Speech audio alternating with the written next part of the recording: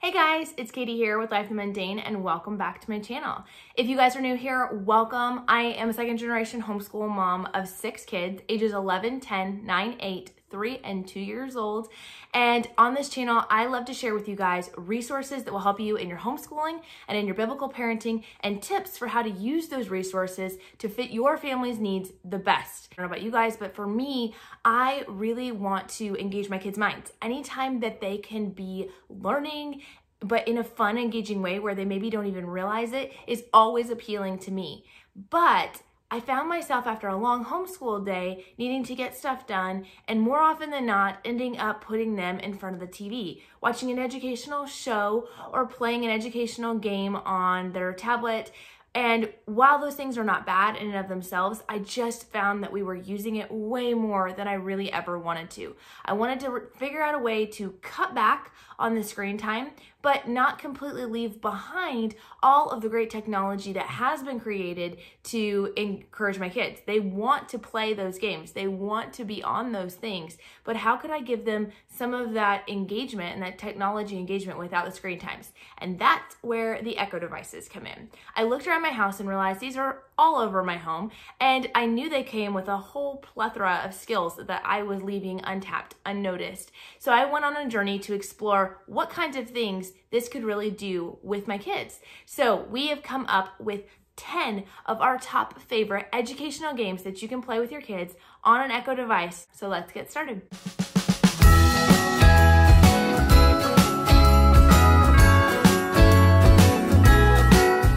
Okay, so before we jump into the games themselves, I do want to give you 2 quick tips. First of all, when you're asking your Echo device to play a game, you do not want to say, Echo, play fill in the blank game. You want to say, Echo, put on this game. Put on fill in the blank. Because when you say play, it's going to automatically look in its music library or in the audiobook library first. So make sure you put that very important skill, put on, before every command for the Echo device when it comes to games. The second tip is that some of these may require you to download extra skills onto your Echo devices. This is very simple. If you ask your Echo device to play a specific game, it will tell you if it does not have the skill to do so. If you need to download the skill, simply go to your Alexa app and type in that particular game. You can download it. It's completely free. It doesn't cost you anything. It's just those are add-on things that maybe your device doesn't already have downloaded on it. So just those 2 quick tips to get you started. The first one is Kids Quiz. This one is a fun, engaging one. When you automatically get into the game, it's going to ask you if you want to set the level at 1 through 4. Don't worry, it's adjustable, but 4 being the hardest, 1 being the easiest. It's then going to ask your child to select a category. They have 3 categories to choose from: math, language arts, and geography. Once your child selects which category they would like to try for that day, it will then ask them a series of 3 questions. These 3 questions, what I love about this is they are multiple choice. And after your child chooses the answer, then it's going to go into more explanation. So you may choose the answer that says a gondola is the right method of transportation that they used in Venice. But it's also going to tell you not only are you correct, but it's going to give you some history and some background on what a gondola is and how it is used. And so I love the fact that it's quizzing their current knowledge as well as expanding their knowledge beyond that. Number 2 is perfect if you are looking for some movement in your homeschool day. Actually, this is a 2-for-1 because these are 2 separate games that you can use on your Echo device, but they have similar backgrounds to them. So I'm kind of pairing them together. One is Animal Workout and one is Freeze Dance. Both of these actually use animals as part of the idea to get your kids moving, exercising, get their bodies healthy and strong. Animal Workout is going to actually provide different official workout skills that they can use by mimicking different movements that animals make. So maybe you're going to do a bear crawl, or you're going to swing your arms like a monkey, right? Those kinds of things. But when it comes to the freeze dance, then you can select your different category that you want to choose, and it will use animals to teach your kids different dance moves. So they're going to dance while the music is on, and then at one point it's going to freeze. Whoever doesn't freeze has to sit out. This is really fun to play with group games and something my kids really love to do. Number 3 is Spelling Bee. This one is pretty self-explanatory. It runs just like a spelling bee. I think it can play up to 20 players, but you can have quite a few people going at one time. Again, you are going to start with the easiest words at the beginning and then work your way to more difficult words, and it works just like a spelling bee round. First person is going to be given a word. You're going to spell that word. If you get it correct, it'll go to the next person until someone gets one wrong, and then they will sit out, and then you'll see who is the last man standing. What I do like about this is an occasional frustration when it comes to Echo games is that sometimes, especially with children, it can be hard for the Echo device to hear or understand exactly what the child says. Some of these games are easier to be done if they are saying it right over the device versus across the room. But what I like about this game is that after your child spells that word, it will read it back to them. You spelled this word, track, T-R-A-C. Is that your final answer, or do you want to try again? So what I like about this, it reduces the frustration for my kids, because if it didn't hear them right, or maybe as they're listening to it, they realize that maybe that doesn't sound right, they get the opportunity to try again and confirm that that is the answer they wanted to submit. The next one is Highlight Storybook. This is a really fun one. My kids are really enjoying playing with this one. And basically what it is it gives your children a story, and it's going to give it to them in segments. And then in between those segments, it's going to ask them different reading comprehension questions. Some are going to be multiple choice. Some are going to be fill in the blank. But in order to progress to the next section of the story, they're going to need to answer questions about the section that's already been read for them. My kids, this could be challenging at times because we do have several kids who struggle with reading comprehension, but what better way to play it than with a fun, engaging story? Now, I haven't listened through every single story that's out there, so I would encourage you to be in the room just to make sure you're comfortable with the content. But so far, I've not heard anything that was offensive or that we had any issues with. So just take that for what it's worth. Number 5 is 1, 2, 3 math. This one also offers different levels, easy, medium, and hard.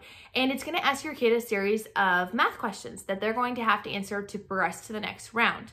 What I liked about this one is this one didn't just simply cover your math facts like addition, subtraction, multiplication, those kinds of things, but it also covered things like the area or square footage, things like that, depending on which level you are choosing. So it gave another element of difficulty or challenge to it that some of the other math apps that we had tried did not offer. 6 is Mad Libs. Mad Libs are fun no matter what age you are, and the Echo device comes preloaded with lots of fun Mad Libs. It's going to ask your kids for the part of speech that it needs for that story, and if your child doesn't know what that part of speech is, you can just simply say, Echo, what is that?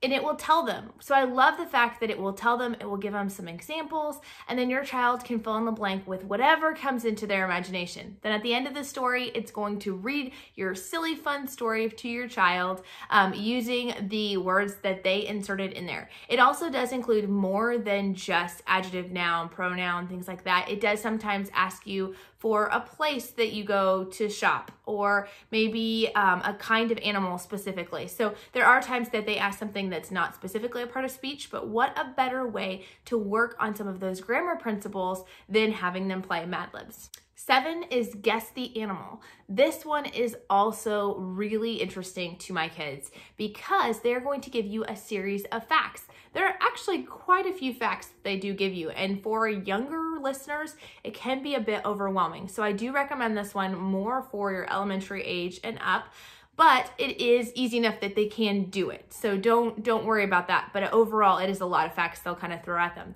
But they will share facts about a specific animal. They'll tell you where their point of origin is or where they typically are located. It will tell you their size. It will tell you things like, are they an herbivore? It'll tell them whether it's a mammal or a reptile or things like that. And what I like about it is when they use slightly bigger words, they will oftentimes define them, not always, but they will oftentimes define them. And then it will encourage your kid to take a guess to see if they can pick what animal it is. If your child doesn't get it right, then it will go on to more fun facts to help you get to the right answer. But what a great way for your child to learn more about different animals around the world. 8 is a big favorite around here, and that is Lemonade Stand. Lemonade Stand is probably one of the more popular games out there, but we actually didn't discover it until my friend Megan from Pennies and Salt shared with us about it.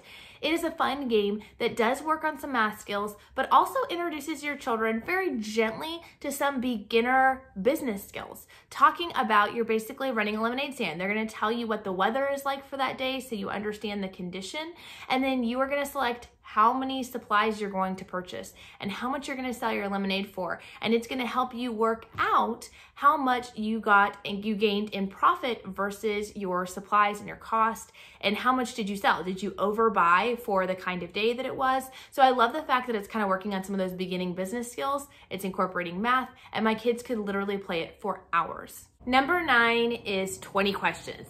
Just like you would play 20 questions with your friend, you can now play it with your Echo device. You are simply going to ask 20 yes or no questions to your Echo device. It will answer, and you will try to guess to see if you can think of what that item is that they have picked. But not least is the categories game. Now, categories game is pretty much Scattergories, if you're familiar with that board game. It is going to give your child a letter of the alphabet, and then it's going to give them a selection of categories. They're going to have to repeat the category and then give an answer that fits within that category that goes with the first initial letter. So for instance, it's going to give you the letter S. So your child would say, or a kind of food. It's going to say food, sausage for the letter S. Your child can pick what it is, but it will tell your child if they got it right, if it's something that starts with that letter. This is a great skill to work on for beginning spellers and readers, and something fun for all ages. So there you have it, our 10 favorite Echo device games. And if you guys want to know more about how you can use your Echo device in your homeschool, because there's a lot more than just games that you can use, be sure to go check out the video that I did a couple weeks ago on the best skills that you can use for your Echo device to help you, encourage you in your homeschooling. And if you're looking for other ways to engage your kids' minds in educational fun without screens, be sure to go check out our homeschool gift guide that will share with you all sorts of fun educational toys, books, educational board games that you can use after your school day to help engage their minds, keep them busy, and keep them off those screens. We'll talk to you guys later. Bye.